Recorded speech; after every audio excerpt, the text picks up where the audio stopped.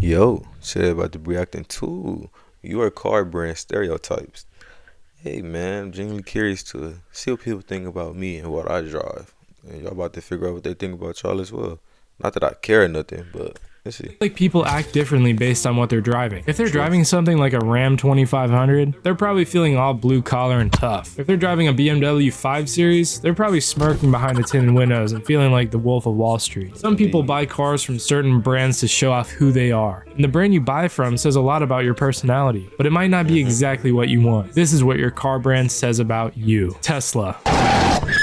Toyota. Toyota is kind of ball knowledge. If you drive a Toyota, you just know who you are and what you're worth. Your time and money is better spent on a Toyota than in some fake luxury car. You know that with a Toyota, you can get wherever you need to go instead of Hey, they go a long way though. Toyotas definitely go a long way. waiting for AAA on the side of the road with a BMW. Also, Toyota makes some of the best cars. The 4Runner, the Tacoma, the GRs. Toyota makes some great cars. Subaru. Subaru. When I think of Subaru, I think I'm not being racist or nothing, but you go to a car meet, it'd be a lot of Asian people that be having Subarus because they like to race those cars, you know. So I think My opinion, if you drive any older Subaru, you're 100% based. The older Outback, I Legacy, think of my teacher when I see that Outback. drive any older Subaru, Mr. Gurgle, he had that motherfucker. you're 100% based. The older Outback, Legacy, and even the WRXs were all Yeah, better than they are now. WRXs, man, they love them much. The new ones are just too messed up. Like the newer Outback is just pretty boring besides the dude from my Discord server. They have CVT transmissions, they're really big, and the engines usually aren't that powerful. The old ones were obviously slower, but they would come with manual transmissions, they were way smaller, and they were just cooler in my opinion. Same goes for the Forester Nah, and I'd many rather other have the newer one, me personally though. Subarus. If you drive a newer Subaru, you're slightly boring, besides the dude from my server, of course. And if you drive an older one and really go on some adventures with it, you're so cool. You probably have a golden retriever, vape a lot, and have colored hair. And you're at least a little bit gay. But that's okay, because your That's crazy. car probably smells like raspberry and wet dog type of mix. Also, why are Subarus like the puppies of cars? I don't know. They just seem, I feel like that's just how they are. BMW. According to the gas Hey man, let me get an ad You block asked when I for get more ways to monetized. create, Don't worry about it, so we made a y'all. major update. But, Sleep yeah, printing how they is now go?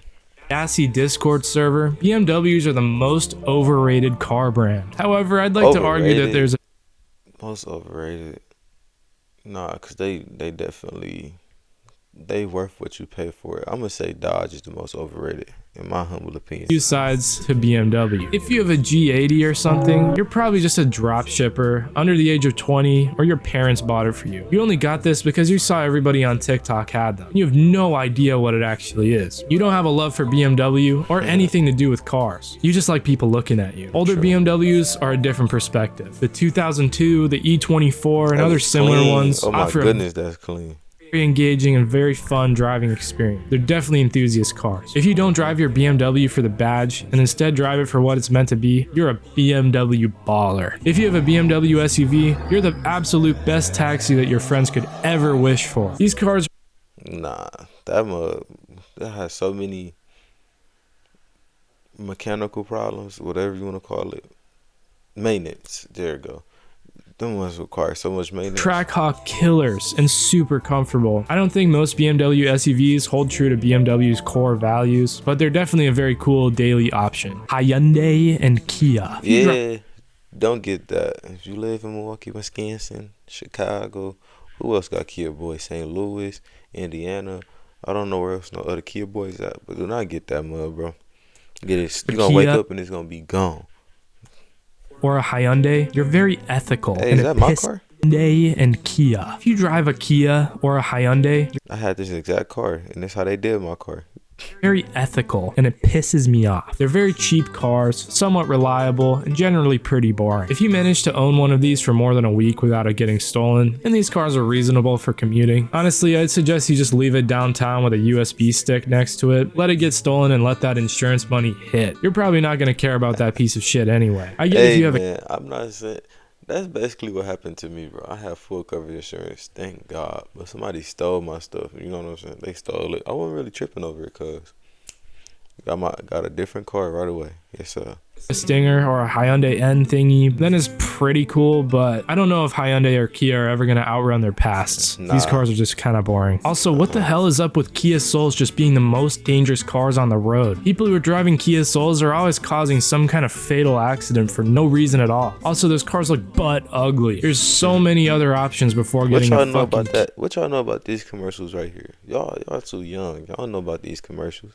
These dancing hamsters. Y'all know shit about that. Soul. If you want a cube like that, you should get like a Ford Flex or one of those cube cars. Anything but a Soul. Those things are so ugly. Lexus. If you're driving I an don't old understand why they still. I mean, I guess they easy, but them are so ugly. Lexus, you're kind of like a luxury Asian core. I feel like you're super luxury and super Asian. Lexus is such a great brand, reliable, quick, comfortable. The only thing that keeps me from getting one is that they're hard to find with a manual transmission most of the time. It's literally owned by Toyota, so they always make great cars. Oh, really? If you drive a Lexus, you're probably more into the comfort of driving than the sport. Mercedes. If you drive a Mercedes, you're either rich or coping for not being rich. But to be fair, their base model cars are pretty nice too, so I don't blame you for getting one. People who That's drive a that Mercedes GLE. are cool. Their real life Or cars are that's a pretty nice CLEA. too. Yes, sir. That's that A class. I don't No, that's blame you for that. getting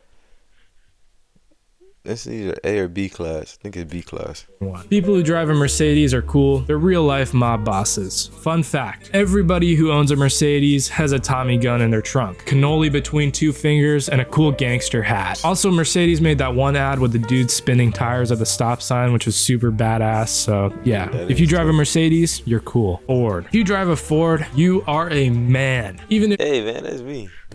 Nice. Got a Ford Fusion and a Mustang. Thank you very much. Let me hear that again. If you drive a Mercedes, you're cool. Ford. If you drive a Ford, you are a man. Yeah. Even if you're not actually a man, you're definitely a man. Ford is every dude's basic necessity. Whether it's a Yeah. Ford Ranger, an F-150, a Mustang, or a Focus ST, Yeah. these cars are dude cars. Mustang? Well, maybe not the lame Ford Focus or any of those weird ones. Hey man, I got a Ford Fusion too. But for the most part, Ford is a basic necessity for dudes. If you drive a Ford, something reasonable and cool, then you're awesome. If you drive like a Ford F650 for no reason at all, you should probably sell it and get a Prius. Lamborghini. All right, I hate to admit it. Overrated. Listen, I mean, how can I call it overrated if I don't have it or if I haven't driven it? It's just overhyped, you know? Like it's hyped up. I'm hoping that it's as good as it is whenever I do decide to drive one, but everybody got this car game. Pretty loaded. If you're in the financial situation to drop a couple hundred racks on a car, you're definitely loaded. But do you know Indeed. cars? There's so many Lamborghini owners that buy the car just for the status symbol, and it's kind of sad. Yes, they're really cool cars, and maybe I'm just jealous, but I would personally spend my money on a car from a different brand if I had the opportunity. If you drive a Honda or an Acura, you drove a car from a very good company. I wish they made more rear-wheel drive cars, but they still make good ones. The S2K is a great choice, of course, and then the Civic Type R. And if you want a little bit of Honda ball knowledge, the 2000 CRV is super dope. And I lost my virginity. Type R. in it. And if you want a little bit of Honda ball knowledge, the 2000 I lost my virginity in this exact car with the exact thing on the trunk. That's crazy, bro. Hey. CRV is super dope. It comes with a table, which is definitely a plus. If you drive a Honda or an Acura, you really like cars, and you wanted to buy something less expensive so you can build it up and make it awesome. Chevy dudes kind of remind me of Mater. Why did so many cool car brands have to become boring and safe? Nissan is a prime example. We went from the 180SX, the 240SX, and Clean. we have this bullshit. I'm not saying Altima drivers are safe by any means. Their new crap is just more boring than their old crap. Safety should definitely come second with cars in my opinion. If you drive a newer Nissan, you're a level up from the Kias and Hyundais. If it's an old one, not Datsun old, but just a bit older, then you're really cool. Wait, I almost forgot about the Zs. The 350Z doesn't look amazing in my opinion, but That's it's an a good amazing car drift for car. Yeah, I was about to say that. Like, if I was to go buy a car and learn how to drift, it would be this car. Just because it's simple fact, it looks so well. Like drifting. You literally just need to weld the diff and then you're good to go. So Nissan, you're cool, I guess. Mini drivers are definitely bold. These cars are cooler than you'd think though. I personally don't love the way they look, but holy shit, car is are they this? fun to drive. These things stick to the ground. They come with man, hell no, you won't just catch me driving this shit. 6-speed manual transmission, and usually have a reasonably cool engine. My Mini Cooper is the R53, so it comes with a supercharged 4-cylinder engine, which He is got a Mini Cooper. My bad, gang. fun. They can look somewhat cool, but honestly, I'd just say you need a good amount of self-esteem if you're gonna drive one of these. Yeah, you do. Saab is ball knowledge. These things can get down. heard If of you it. drive a Saab, I feel like you're a bit mysterious, and you can actually drive that thing for what it's worth. It was a Swedish brand born out of an airplane brand. They're just about as safe as Volvos. I don't know why Swedish people are so good at making safe cars, but keep it up, I guess. If you drive a Saab, you definitely listen to indie I rock did see music, one of those before. and you're very particular about coffee. Fiat is Ferrari's deformed dwarf runt half-brother. Basically, their only connection is that they're both Italian. Fiats are kind of like the Italian Ew. Mini Coopers in the way that they just